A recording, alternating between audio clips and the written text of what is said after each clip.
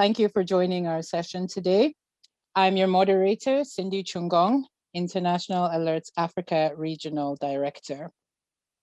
For those of you who are not familiar with us, International Alerts is a peace-building organization which has been working for over 30 years to build positive peace and reduce violence, working across conflict lines and with all parties to conflicts. We have headquarters in London and The Hague, and we have programs in about 20 countries in Europe, Asia, the Middle East, and Africa. So over the next hour, we'll be looking together at the question of, can peace be built from a distance? And how can we do effective and conflict-sensitive digital peace building? The first part of the event will be a discussion between our panelists, and then we'll move into a question and answer session where we'll invite all of you to ask your questions to the panel using the Q&A function. Just a couple of housekeeping notes before we start. Please note that we are recording this event so that we can share it online afterwards for those who couldn't make it, and that relevant links to reports that are referenced throughout will be posted in the chat during the event.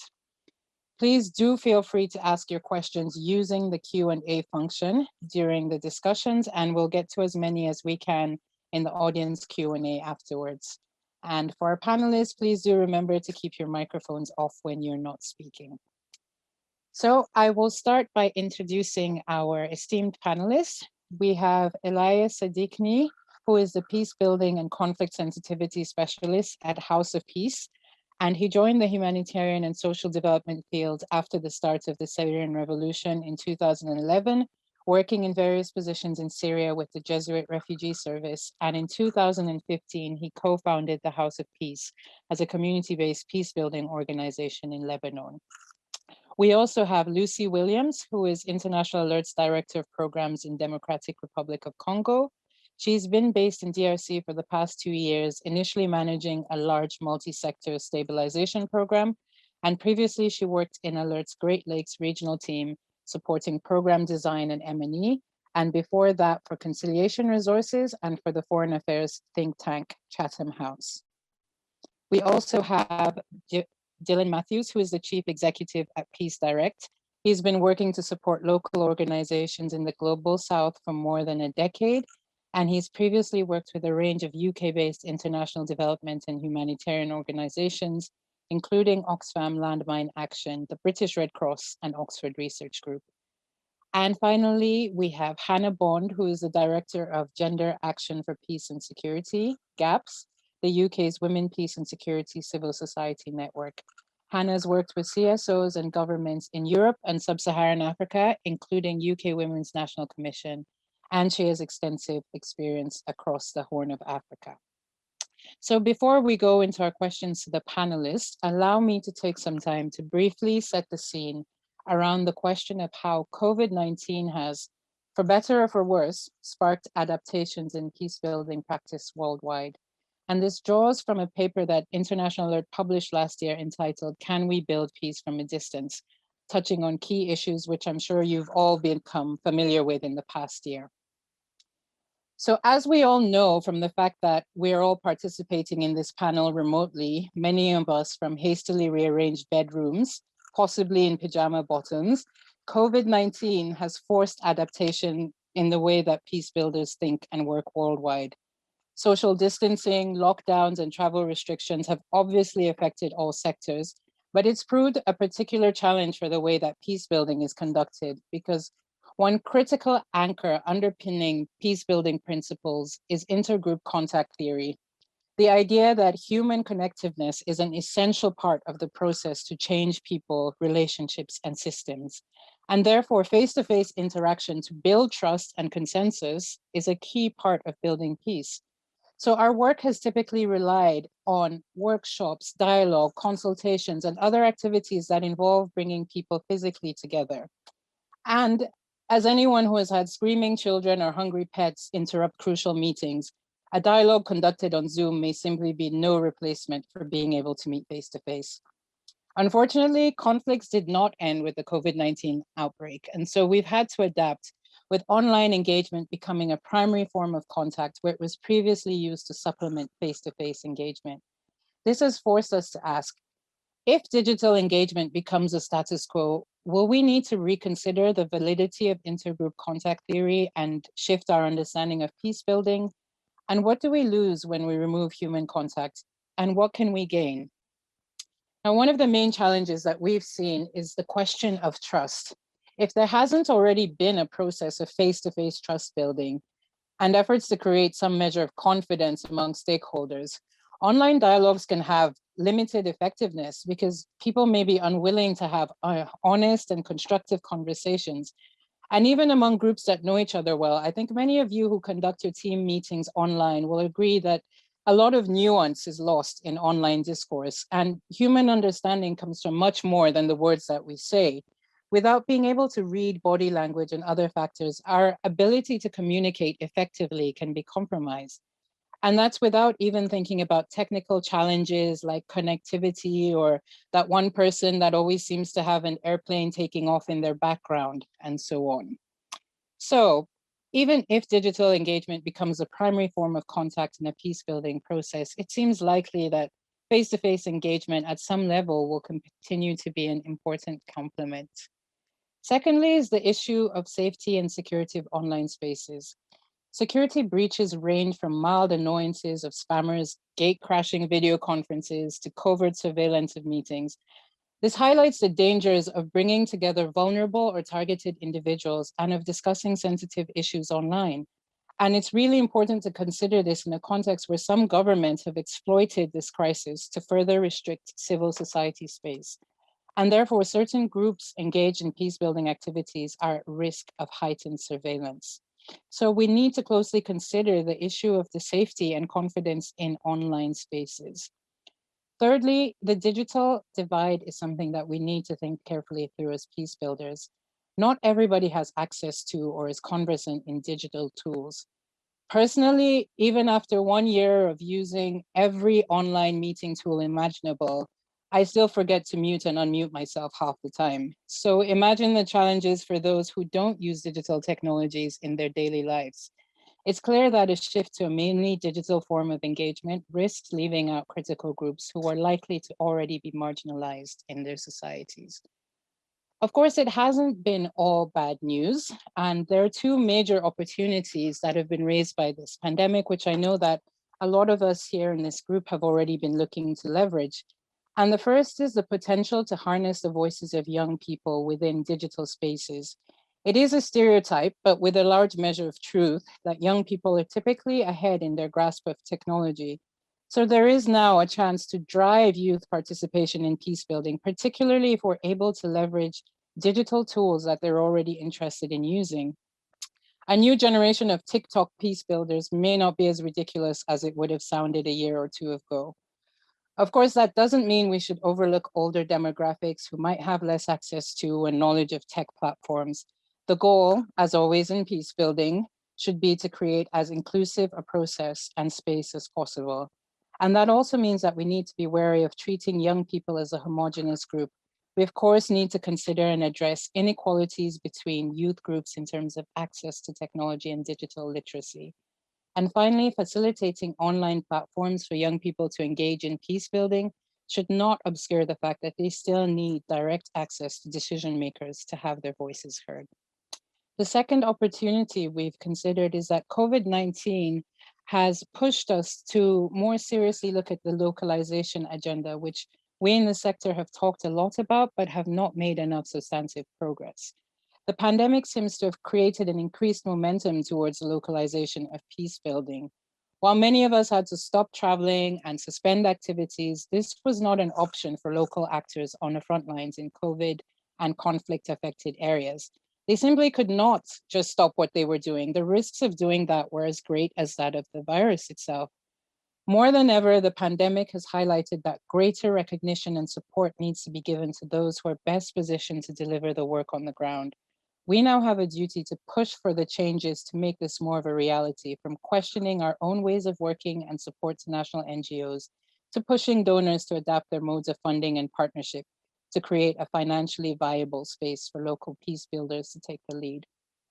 as well as creating more equitable partnerships between international and local organizations. A push for localization must also consider inequalities amongst local organizations, where digital engagement favors those that are more established and better connected, but who may not necessarily be representative of the stakeholders in a peace building process. So we have to, as always, remain sensitive to local dynamics and inequalities. And with that brief introduction, I will now take us into the question and answer session with our panelists. I will start with you, Elias. As I mentioned earlier, we need to be conscious of the risk of a deepening digital divide, but what exactly can we do about it? With digital connectivity becoming more of a currency, how do we ensure that adaptation to the online space does not exacerbate existing inequalities and further marginalize groups from peace building opportunities? Thanks, Cindy, for this question and for having me with you today. I remember at the beginning of pandemic, we used to kind of romanticize the crisis just because we are trying to give a meaning of what we are going through, and we were just trying to see the positive aspects. Now we are beyond that, and we acknowledge the challenge that you are mentioning, but it took us some time to acknowledge exactly what you have said, that this marginalization or exclusion of some people because not everyone has the privilege or the access to use online platforms. So I just wanted to emphasize the importance of first acknowledging the challenge or the problem itself, because it wasn't that at the beginning of the pandemic. And I wish that this is the end, but this might not be the last pandemic we'll go through. So maybe we have learned something new, and we should not relearn every single time. So the issue of inclusion and exclusion should be always considered when it comes to online setting, especially that there are the positive aspect that you mentioned, connectivity, reaching out for more people or inclusion of youth, but the question of exclusion is very clear, and on top of that, we are all affected by the pandemic, so we can be easily blinded by our personal biases and choices. Under the pressure of sustaining the activities or the programs, we might feel compelled to make a compromise, which might be actualized by working with what is available and doable at the moment, which might not be the right thing to do. So we need to ask ourselves, like, the answer is, first we need to know who's excluded, who's neglected, especially among local community members. As you said, that even exists among NGOs or organizations, CSOs, but especially among local community members, we need to acknowledge who's included and who's excluded. What kind of additional effort we need to put in order to improve accessibility, at what cost, financially and emotionally, what kind of engagement we need to put, especially with maybe elderly or those who are not used to technology, what kind of effort we need to put in order to have them engaged. What are the voices that are missing, or those that are more heard? We need to kind of draw a clearer image of the reality in order to know exactly what to do. And there are few things that can be done, and here I'm talking generally. Of course, they don't fit every single situation. First, we should not expect or anticipate that all activities should be turned into the online realm just because it suits us. Some activities are still going in the field, and maybe our role is just to accompany these efforts, and our role maybe to focus on improving the safety measures, precautions of all participants. So we don't push towards turning things into online when they are still going offline, because people are having their lives regardless of our choices, but we need to make the right choice of protecting participants when it comes to things that we are supporting. We need to reallocate some resources to compensate people for engaging us. Like before, we used sometimes for some activities to pay a kind of transportation compensation. Maybe that should be changed into data compensation for those who are spending using their mobile phones to attend a certain meeting. So it requires like budget revision. The technical support should be included as essential part of the activity itself. So we should not see it as a burden. If the activity is scheduled usually for 3 days, let's add 1 day as integral part of the dialogue, for instance, just to support people to get used to the technical aspect without seeing that as additional effort. No, it is part of the activity, similarly to ice breaking or trust building, just in order to make sure that we are including as many people as possible. Holding smaller groups, which help to overcome technical difficulties and give more attention to individuals. Choosing the right time, taking into consideration electricity cut, privacy, availability of people. And we need to feed back to those who are not capable to attend, to make sure that at least if their voices were not there, we can feed back to them and feed in their voices in any other activity. So we don't give up if they're not capable to participate themselves. Maybe we try to find a way to bring their voices to those realms. And for that, we need also to revisit the target to accommodate the new challenges. So if we were expecting to host larger groups, so maybe we need to revise the target of the participants, or the target of the activities. We need to be flexible and transparent with our partners. And also we need to acknowledge that, as you said, the impact of in-person interaction cannot be replaced with any other thing. So maybe we need to accept that the impact would not be the same, and acknowledge that, and based on that revise our indicators and our programs. And we need also to seek safe alternatives for people who are not capable to participate, and listen to what they suggest, how they can be there in their own ways. And maybe we will be surprised with what suggestions they might share with us. Thank you very much, Elias. So it's, coming back to the essence of peace building, understanding the context, who we're talking about, what their needs and opportunities are, being flexible and adaptable. Do any of our other panelists want to complement or add anything else to what Elias has said?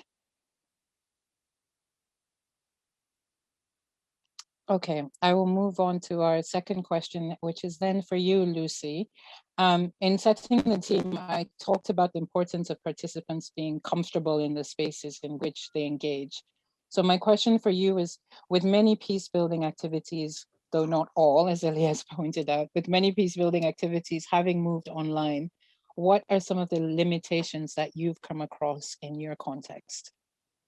Absolutely. Thanks, Cindy. And what Elias was saying was really ringing a bell for us here in DRC. So we've been trying to get as creative as possible with moving activities online, but certainly we're capturing, or we're beginning to document some of the challenges. And I think some of this will probably resonate with others. So I mean, the first point that I think you'd also made, Cindy, in your opening statement was that a lot of the peace building work that we do aims at strengthening confidence and trust and understanding between groups, whoever those different groups are. And this is a long process, but it also does demand face time. So we found that that's one of the limitations, for example, to moving some activities online. Sometimes this trust and this confidence is built not just in the room, in fact. So if we're going to move an activity online, Some of it isn't really built in the room. Some of it is, you know, somebody coming up to you after an activity, after a dialogue session and saying, you know what you just said back there, that really resonates with me, or I would really, you know, I have a similar example. Can you explain that a little bit more? And other times it's actually some of the more social interaction that might take place on the fringes of an activity. So if you're going to organize a dialogue activity in the field, you would bring people together, and there would also be some sort of social interaction that would take place around the edges of that. And that way we're really struggling to recreate online. I think another sort of challenge that we've faced is a bit similar to what I think Elias was mentioning. Not everybody has an internet connection, and we have to really take this challenge seriously, because it does risk marginalizing some voices and limiting the involvement. And in a conflict context, that can actually mean that you have a lack of confidence also in the process. Was it really representative? Who was there representing me, for example? So I think what we found is that some of the work with our partners, the local civil society organizations that we work with, can be moved online. So there we've moved a lot of training online, we've moved a lot of coordination online, although there's still a lot of monitoring that needs to be done to make sure that they're also cascading that down within their own organization. And it's because you can't have everybody online at the same time. So there's that constant sort of monitoring that you need to do.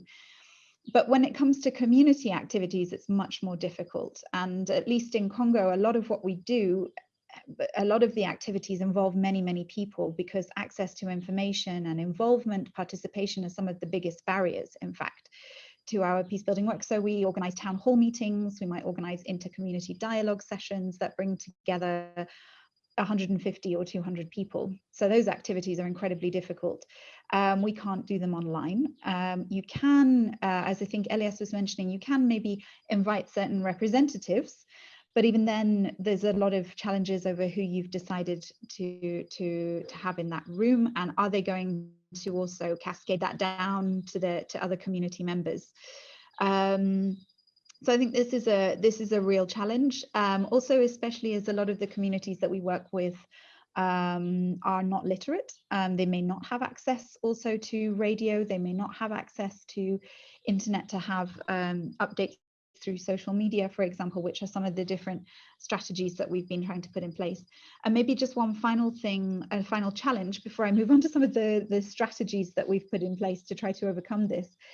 But a final challenge, I think you mentioned this, Cindy, as well, is that a lot of the issues that we work on are highly sensitive. And it's very difficult to hold conversations online. In some cases, some of the things that we do may involve, for example, a ceremony that marks reconciliation at the end of a conflict. The handing over of a particular item, for example, that may have been taken by one side in the conflict and that's going to be handed back as a sort of almost a forgiveness, a pardon, or a kind of a sign of reconciliation. These are not activities that can be done online, and they're incredibly significant, and in some ways they're maybe more significant than things that are written down on paper and accords and so on. So, I mean, what are some of the things that we've done when faced with some of these challenges? I don't think we've managed to overcome all of them. I think that was a very interesting point that Elias made. We have to accept that there are limitations to this. But what we do, at least, is we use a lot more radio than we used to. Most people can access radio, not everybody, but we use that as a means of sharing information. It's quite hard to create a debate online, over radio. But we do that to the extent that's possible. Also, we may use, for example, WhatsApp groups. Some of our work is regional. We have a cross-border trade projects, and we've put in place WhatsApp groups between women traders on either sides of the border in Burundi, DRC, and Rwanda, where they can share information. And this has become incredibly important, actually, because with the borders being closed and with movement across the borders being limited, a lot of the women traders that we work with have moved to these sort of group purchasing strategies that we may have seen in other countries as well, but where women traders will come together and pool their purchases, or they pool their goods into a lorry that then crosses the border. So you can have constant exchange by WhatsApp with your counterparts across the border to agree on pricing, agree on market dynamics, or whatever the need is on the other side. That's been quite interesting. Other sort of things that we've done, I mean, some meetings can be done online, such as very high level strategic meetings. So we have participated in a number of meetings with high level authorities, involving authorities in Kinshasa, for example, who can't always travel to the east. And that's been quite interesting. That has worked. And then I guess some of the final things that I would say is that in other cases where it's just impossible to organize a meeting online, we have just had to try and find spaces that are big enough. So obviously this isn't ideal in every country. We're in Congo, the restrictions are slightly different maybe than in other countries. So with groups of sort of 40 to 50 people, we've been able to find really big spaces where we're able to ensure that there is sufficient distancing. We're able to put in hand washing and temperature taking, and then at least some of the really critical activities. I think one of the final points I just want to mention is just that these conflict processes that we work on are, they evolve at their own pace, they're organic. So in a sense, some of these restrictions that have been brought into place with COVID risk interrupting that kind of organic evolution of the conflict process, as well as obviously being perceived as maybe trying to push things under the carpet. We can't hold a meeting right now, we have to wait because of COVID restrictions. Sometimes that message is received by some parties as, you don't want to address my concern, you're trying to postpone this. So we have to balance up all of these different, very sensitive perceptions. And then therefore, in some cases, it makes sense to organize a meeting as long as you can ensure that there's sufficient distancing and hand washing and temperature taking and so on. So that's just to capture a little bit some of the challenges that we've documented on our side, and I'm sure it resonates with others. Thanks, Lucy. Indeed, and I think it's very clear that Peacebuilders on the ground have done an incredible job with adapting and innovating in the face of incredible pressure from very different parties. And I think also a lot of this experience does challenge that assumption that this is the inevitable future of peace building. As Elias, you said earlier, we tend to get excited about new technology and see the positives, and then with time we realize that actually, progress is not always linear in the direction of new technology. I just want to check if any of the other panelists would like to add anything to Lucy's contribution. Okay. May I say something? Yes, of course. Very brief. One of the challenges I feel that we face is that the loss of one of the incentives of encouraging people to be part of peace building activities, which is to be outside, like to meet with others, to leave their homes, especially working with women, for instance, with some conservative communities. So that was kind of an opportunity for them to be engaged in their communities through some activities. So to put peace building as a priority, again, while people are overwhelmed, especially those who are also studying online, talking to their relatives online and everything, and then add an additional activity to be implemented online. Here specifically, I'm talking about local communities. I'm not talking about organizations or individuals, specialists whose specialty or focus is peace building, but I'm talking about the general community. That is really a challenge to recreate, re-putting peace building as a priority. At the same time, we've been surprised that many people have expressed how much they enjoyed the online activity, simply because they felt, okay, we are sitting at home, nothing to do. At least here we feel that we are doing something. Thank you for that. I'll move on to our third question, which is addressed to you, Dylan. And again, I touched on this earlier, but perhaps you can give us some more details from your experience. In what ways has the impact of COVID-19 increased the momentum towards the localization of peace building? Thanks, Cindy. Great question. I'll answer that by saying it has and it hasn't. So sorry to fudge the answer. I think it's a yes and no type answer. On the one hand, we could argue, yes, absolutely, there is a shift to greater localization if we define localization as the ability of organizations, local groups to continue doing the work without much input or direction from the international community, from INGOs, because they've had to. We've heard from Elias and also from Lucy that, and from you, from Cindy as well, that, the work has continued. We see that INGOs have been confined either to their country, home countries, or within their the capital city. So absolutely, we can see that there has been a shift of sorts, but we would argue actually it's quite superficial. The activities have continued, but have the underlying sort of power imbalances changed? No, we don't believe that they have in any way. We feel, and we held 2 global consultations last year with local peace builders. So in total, we talked to about 500 local peace builders around the world, and we asked them these questions. Do you see that anything has changed significantly, meaningfully? And actually, the answer was a resounding no.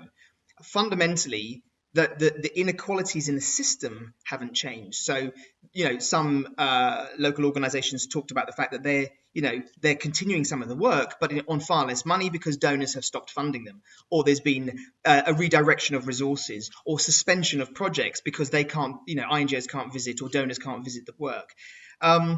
So I think, on a superficial level, absolutely, work has continued. On a deep structural level, I don't think much, if anything, has changed. And what's really interesting for us is that, there's a confluence of 2 different events or seismic events happening last year. One of which is COVID, and the other one is Black Lives Matter protests. Both of them are sort of have challenged, I think, the sector, and have also been a wake-up call for local organizations to say, hold on a minute, why is the system itself still so deeply entrenched in its ways of working, which rely on INGOs and donors to do things, to make decisions, to oversee things, to travel, to visit, to supervise, when actually, is that really necessary anymore? So as a result of those conversations, we held a global consultation towards the end of last year to ask that question.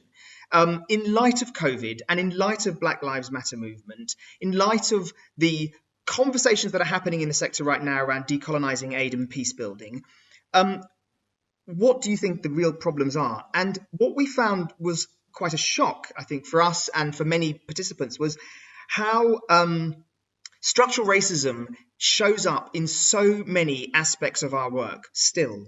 So, our sector is trying to improve, is trying to be better at what it does. It's trying to shift power and resources to local actors, but it is on the whole failing to do that. And the structural racism is showing up in the attitudes that donors and INGOs have, in the recruitment practices, in the knowledge generation, who generates knowledge, and where that analysis is coming from, in organizational structures, in the language that we use, in the relationships that we have, and also the way we seek funding and fundraise. So if we are asking the question, has it really accelerated the shift towards localization? Well, people are asking questions that we haven't asked before, or we haven't asked in greater numbers before, and that's fantastic. So we're now starting to ask ourselves as a sector some very difficult questions around why is the system structured in ways in which doesn't really allow local organizations to have the agency and the power that they should have. And the uncomfortable truth is because the sector there is a lot of structural racism in the sector, and this is why there is a need, an urgent, pressing need to decolonize our thinking and our practice. Then let me answer the question in another way. Are there ways in which local organizations have adapted their work? Well, yes, there have been, and we I mentioned to you at the beginning that we had a global consultation really to solicit the views of local peace builders at the beginning of the COVID crisis, and the first recommendation they said was bridge the digital divide. We are very worried, and this is what Elias and Lucy have said. They were worried that COVID was going to really exacerbate the divide that already exists in civil society, where there's a small handful of organizations that have access to the internet and 90% who don't, and those communities don't. So in listening to them, and this was in April when we first held this consultation, it was a sort of resounding, overwhelming plea to us and to the international community, please make sure if the world does lock down, we provide access to local peace builders. We launched a digital inclusion fund in response to that because the demand was so great. Thinking naively that we would have a couple of hundred applicants from around the world, we said to local peace builders, wherever you are, we're here to help. We received about 2,100 requests for help in a matter of a couple of months, completely overwhelmed. And it was heartbreaking to hear and to read the applications, the requests. Some of them were asking for just $80 to get online. Now, if as an international community, there are organizations that just need $80 to access the internet to be able to network, then we're doing something wrong. Is it that our funding mechanisms are too project focused? Is it that we're not focusing on some basic infrastructure for local organizations? All of these things were laid bare at the beginning of COVID. And I think what was interesting for us, so we, unfortunately, we couldn't respond to 2,100 requests. We provided grants to about 230 organizations. And in analyzing that, and I will share some reports, which should be in the chat box, sort of lessons learned from that Digital Inclusion Fund. What was very interesting was that we saw 7 broad dimensions of change. In other words, ways in which local peace builders adapted by using relatively small amounts of money. The largest grant we gave was $750, and they could ask for as little as $50. And those 7 dimensions of change, the first one was simply just improving virtual communication and networking with other organizations. Second one was adaptation, actually doing some of their work differently. And that's, again, what Lucy and Elias have talked about, actually thinking about how peace building can be done differently. The third one was actually helping peace builders reach new communities. So they, through internet or radio broadcast. So Lucy talked about radio broadcast. Well, we heard a lot about that. The fourth dimension of change was around strengthening early warning and early response capacities of local groups. So connecting groups by giving them all internet access and then allowing them to be the eyes and ears of their community. The fifth was around tackling sexual and gender-based violence. So really helping provide virtual support networks, awareness-raising campaigns. The sixth, which we had overlooked, I think, but actually it makes a lot of sense, was actually strengthening the mental well-being and resilience of peace builders themselves so that they don't feel alone. Some of them who had no access to a PC, a computer or internet suddenly could network with their colleagues and their friends and start to learn other techniques, and that helped reduce the sense of exclusion. And the last one was around strengthening organizational sustainability, and supporting the kind of rapid onboarding of different digital skills. So actually, yes, for those people who received grants, it helped them in a number of ways. And it's helped them think creatively about how to do peace building in different ways, whilst accepting the point, Cindy, that you made, that contact theory requires face-to-face contact, and it actually requires that human interaction.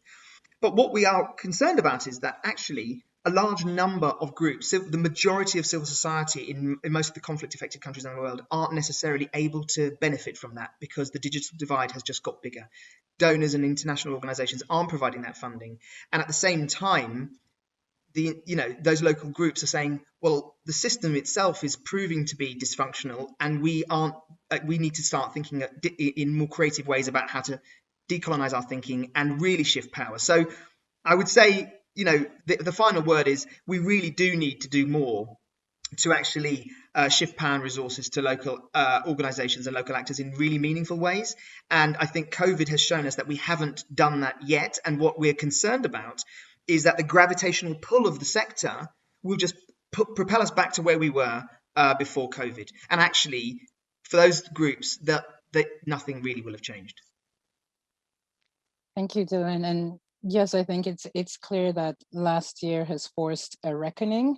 And obviously, peace building is not the only sector where these issues come up, but we are the ones who say that we're all about inclusive processes and decision making. And so now we really are being challenged to actually practice what we are preaching. And it sparked some uncomfortable but very necessary conversations. I'm just conscious of time. I will move to our last question, which is for you, Hannah. And COVID-19, as Dylan just mentioned so eloquently, this is not the first time we've questioned the effectiveness of funding models for peace building. But in the wake of these pandemics, certainly amongst the people in this group, I think there is a greater recognition of a need for change now. So in your view, how can donors adapt conventional funding models to better support peace building organizations? Thank you so much, Cindy, and thanks everybody for joining. It's a real honour to speak today, and particularly with such a great panel. I think I wanted just briefly to pick up, because I think it links so directly to the discussion that we're having on building peace from a distance, on Dylan's comments and such brilliant input on localization and decolonization of peace building and aid. And I think, you know, as the international development and peace building and humanitarian sectors are increasing their focus on decolonization, anti-racism, you know, I think that we really have to acknowledge, and certainly I very much have to acknowledge, that our colleagues of colour and partners have very much experienced the impact of colonization and racism for decades. And I think therefore that as the sector starts to, or in some cases just speaks of decolonizing, that we really need to look less at inclusion, but really about dismantling the patriarchal and unequal structures that have so long undermined the rights and power of colleagues and partners with intersecting identities. And I think, you know, therefore, first and foremost in answering your question, I would say that to greater and lesser degrees, donors will always be building peace from a distance. So whether they're based in London or New York, Stockholm, or the capital cities of the countries in which they fund work, donors and many INGOs will never be operating at a truly local level. It's often partners, national and local peace building, women's rights organisations, who are really building peace in the areas in which they live and work, and that our funding models really need to change and acknowledge that. And as lots of colleagues have said, you know, COVID-19 has demonstrated in many ways, where, you know, peace building and women's rights organisations very much moved their activities online quickly and immediately to pandemic response. And obviously, as colleagues have outlined, you know, that really wasn't without challenge. You know, I think certainly looking at donor practices, there were very few cases where donors proactively offered flexibility in programme plans and activities, and certainly a lack of flexibility in reporting expectations. You know, we know of organisations expected to scan in and submit receipts in a global lockdown when everyone was stuck at home. And obviously, you know, working in crisis wasn't new to many of those partner organisations who have experienced recurrent conflict and or crisis, yet in those conflicts or crises have been expected to deliver during those periods, often to pre-agreed activities. And last year, GAPS with some of our partners undertook research on funding for women's rights organisations in fragile and conflict affected states. And the need for long-term core flexible funding was absolutely crucial to those findings, which really demonstrated the need for organisations to determine their own work programme based on the peace building and or gender equality needs where they work, rather than those pre-agreed by donors. And last year, with International Alert and 21 other organisations in 10 countries, we also did research on the impact of COVID on gender equality, peace and security. And that research, again, showed the need for that long-term, core, flexible funding for self-defined priorities.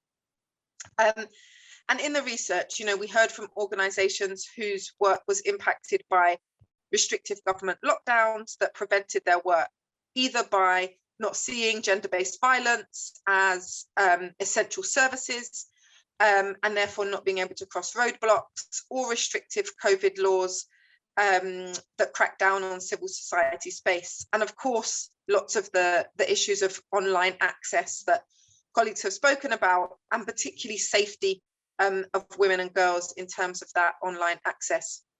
But in the women's rights organisation funding research in fragile and conflict affected states with peacebuilding partners and women's rights organisation partners, it was really clear that donors needed to change their practices to better fund that vital work. And there are a range of really sort of broken down recommendations, but I think some that are important to highlight is using standard proposal formats so that they're not constantly having to reinvent the wheel for funding.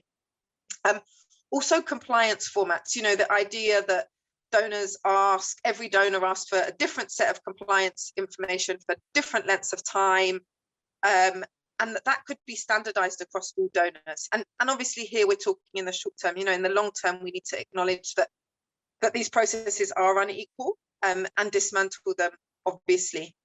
But also the need for donors to use their space and their relative power, particularly diplomatic missions, to advocate for that civil society space so that really crucial peace building work can take place. And I think most crucially, as I said before, for donors to fund self-defined priorities instead of a preset donor priorities that are based on either perceived need or donor interest rather than based on the context in which organizations work. And I think, just to end fundamentally, that flexibility will better enable donors to build peace from a distance. But to do that, they need to fund local and national organizations who are building peace, but to do that with that essential flexibility that, if we didn't already know, the last year has shown us without a shadow of doubt. Thank you, Hannah. And I think we'd be hard pressed to find anyone on this call who would disagree with what you've laid out. We've been saying for a long time that peace building is a long-term and complex process, and it's time that the funding mechanisms align with that reality. So we have now about 15 minutes for questions and answers that some of our audience members have posed. We'll try and get through as many as possible, but looking at the level of interest, I'm not sure, but I will start with a question that's addressed to any one of you who may have an answer. We have one participant who said he or she has found that online activism works well for people with disabilities. Has anyone had experience with inclusion issues and overcoming barriers?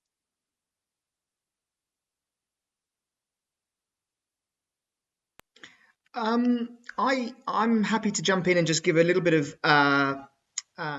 a few examples from our Digital Inclusion Fund. So, obviously we were trying as hard as we could to make the fund itself as inclusive as possible. So we skewed the weighting of the scoring of applications towards those applicants who were women, people from marginalized communities, rural communities, and people who represented disabled groups or disabled applicants. And simply just changing the sort of scoring criteria to enable to basically give greater weight to those applicants meant that we actually were able to support a large number of groups that I think wouldn't have been able to access that kind of funding. We also enabled applications to be submitted on behalf of other groups who wouldn't, for example, Lucy mentioned illiterate communities. So, if you want to make sure that communities can access, digital spaces, well, they're not going to be able to write the application forms. So not only do you have to keep applications simple in the first place, but you also have to create a different system for referrals or recommendations or people writing on behalf. So, just with a tiny bit of creativity, we were able to ensure that a much broader range of applicants were able to secure funding. And listening to some of those groups, whether they were disabled groups or women's groups, it was quite transformative. in terms of them feeling that they had an opportunity now during lockdown in some of these places to be able to access the internet in ways in which they hadn't been able to do, or if they had, it was very intermittent.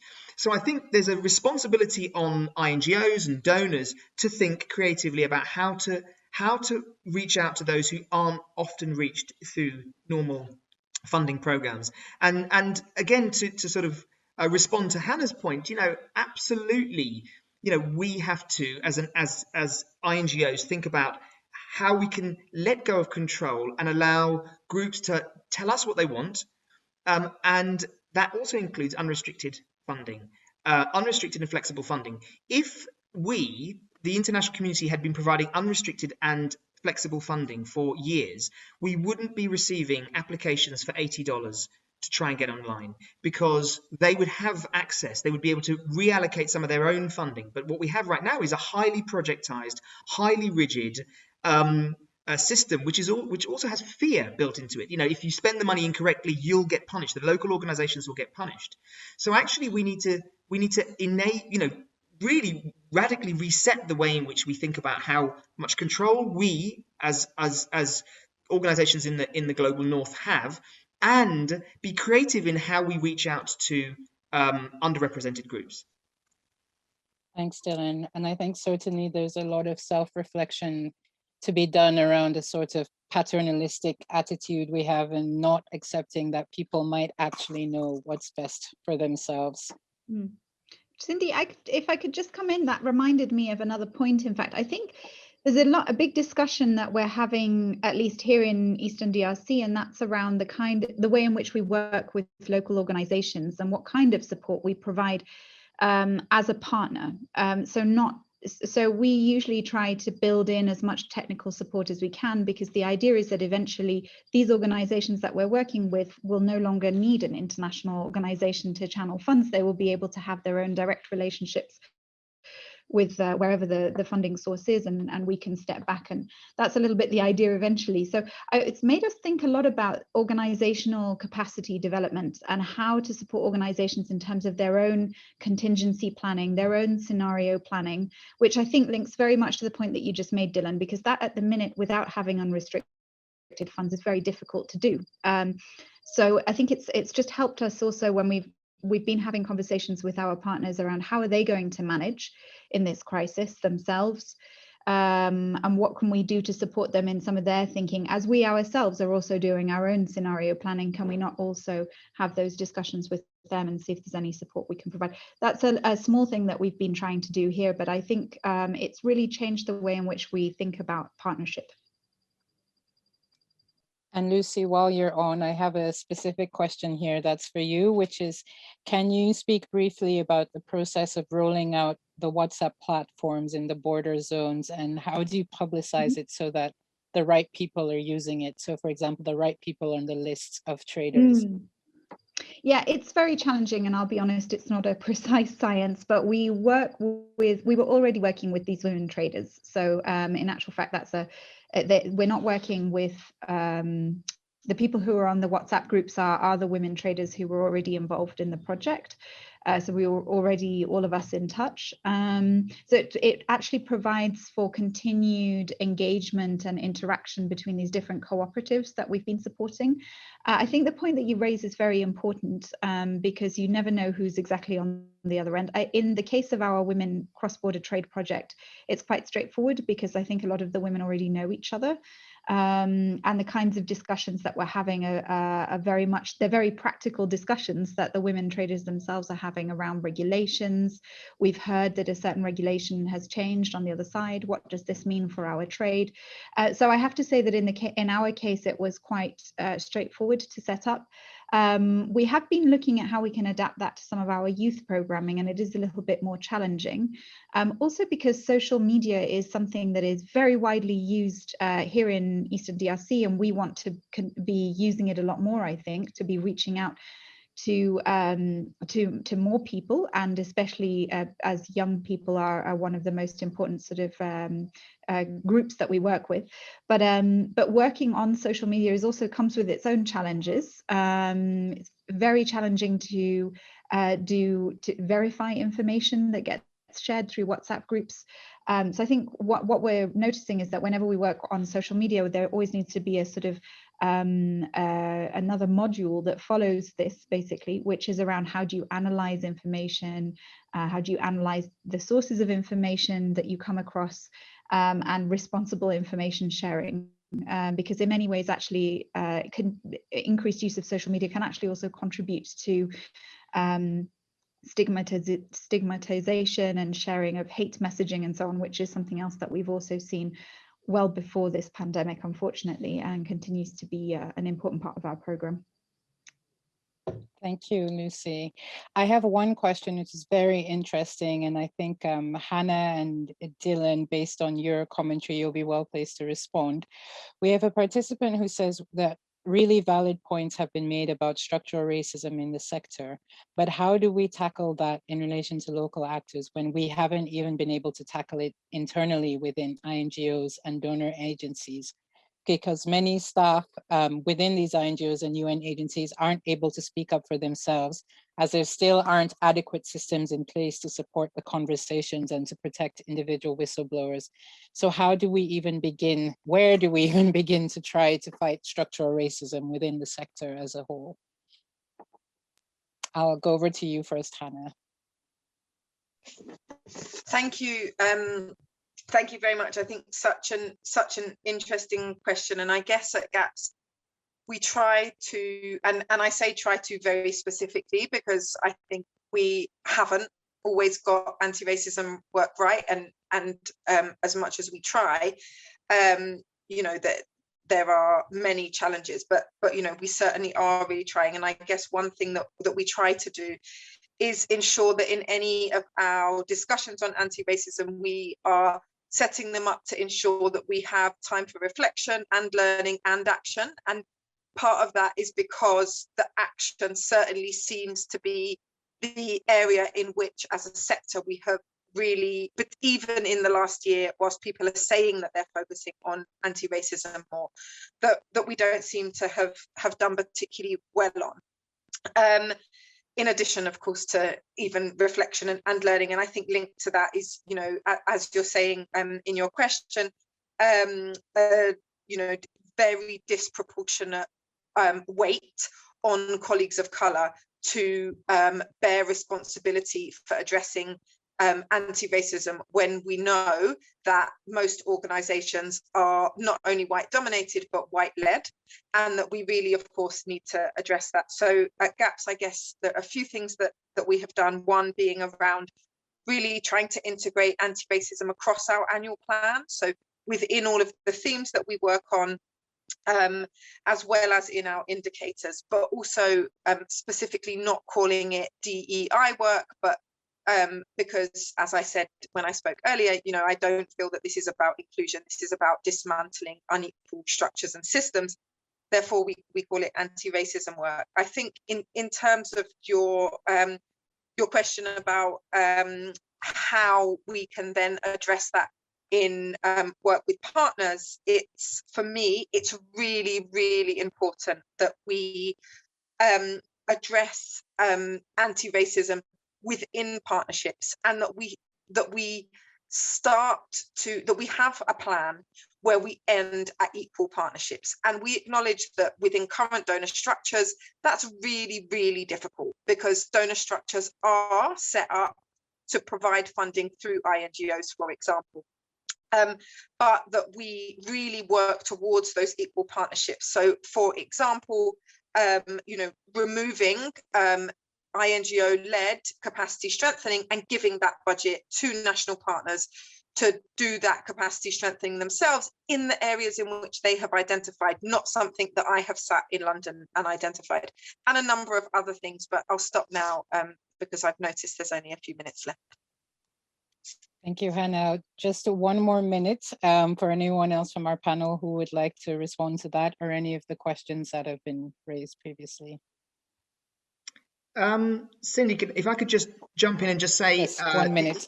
Yeah, in addition to what Hannah said, I think, look, we all recognise that the sector needs to do a lot more in this area. And I think right now we are far behind where we should be, as the person asking that question has pointed out.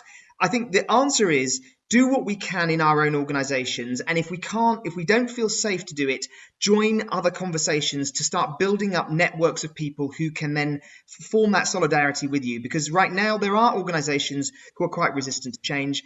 Find your allies in other organizations and in networks, because that whisper is growing into a chorus and is growing into a much louder sound that we're hearing around decolonizing the sector and being anti-racist. So it's going to start with all of us trying to do what we can in our own organizations, and if we don't feel comfortable or safe, trying to build those networks with others. Thank you very much. Certainly momentum can only be built if we keep pushing for it. So Cindy, do I have yes? like 30 seconds to add something? 30 seconds, go ahead. Yeah,